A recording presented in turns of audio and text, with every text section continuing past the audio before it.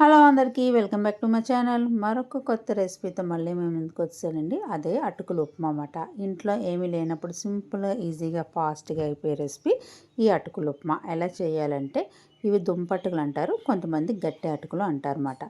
ఇవి ఒక 3 పిడుకులు తీసుకున్నాను అనమాట. మీరు ఎంత ఉప్మా చేసుకుని అనుకుంటున్నారు అన్ని తీసుకోండి.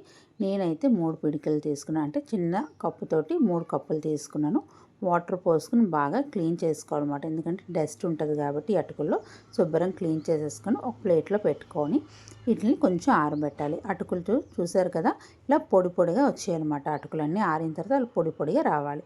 ఇప్పుడు స్టవ్ వెలిగించుకొని ప్యాన్ పెట్టుకొని ఆయిల్ పోసుకొని ఆయిల్ బాగా వేడైన తర్వాత ఇందులో పోపు సామాన్లు వేసుకోవాలి. జీలకర్ర, ఆవాలు, మినపప్పు వేసుకోవాలి. ఇవి కొంచెం వేగిన తర్వాత ఇందులోని కొంచెం ఒక స్పూన్ శనగపప్పు యాడ్ చేయాలి. శనగపప్పు వేగిన తర్వాత ఒక స్పూన్ పల్లీలు యాడ్ చేసుకోవాలి. పల్లీలు కూడా కొంచెం వేగిన తర్వాత సన్నగా తరిగి పెట్టుకున్న పచ్చిమిరపకాయలు, ఒక ఉల్లిపాయ సన్నగా తరిగి పెట్టుకున్న ఒక ఉల్లిపాయ వేసిన తర్వాత కొంచెం 2 కరివేపాకు రెమ్మలు వేసుకొని ఇది బాగా వేగిన తర్వాత ఇందులోని ఉప్మా అంటున్నాం కాబట్టి, అటుకులు ఉప్మా అంటున్నాం కాబట్టి పసుపు ఇంపార్టెంట్ అండి. పసుపు వేసుకోవాలి.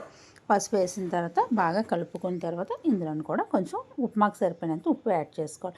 ఇవి బాగా వేగి మంచి రంగు వచ్చిన తర్వాత ముందుగా మనం కడిగి పెట్టుకున్న అటుకులు ఉన్నాయి కదండి, ఇలా అటుకులు పొడి పొడిగా వస్తే చాలా బాగుంటుంది టేస్ట్ ఉప్మా.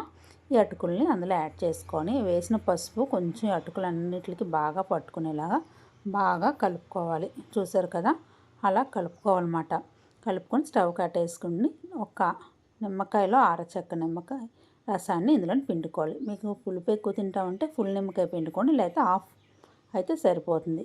నిమ్మకాయ రసం పిండుకున్న తర్వాత ఇందులోని కొంచెం కొత్తిమీర వేసుకొని సర్వ్ చేసుకుంటే అటుకులు ఉప్మా రెడీ అయిపోతుందండి. ఇది మహారాష్ట్ర ఫుడ్ మాట. వాళ్ళు ఎక్కువ బ్రేక్ఫాస్ట్ కింద ఈ ఫుడ్ని అటుకులు ఉప్మా అని తింటారు. దీన్ని పోహా అని కూడా అంటారు.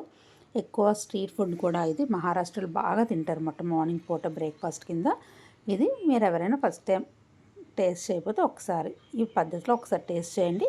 ఎవరైనా ఫస్ట్ టైం నా ఛానల్ చూస్తే నా ఛానల్ సబ్స్క్రైబ్ చేయండి, నా ఛానల్ని లైక్ చేయండి. మరొక కొత్త రెసిపీతో మళ్ళీ మేము ముందుకుంటాను. ఈ అటుకులు ఉప్మా చాలా టేస్టీగా ఉంటుంది ఇది మాట. అంతవరకు బాయ్.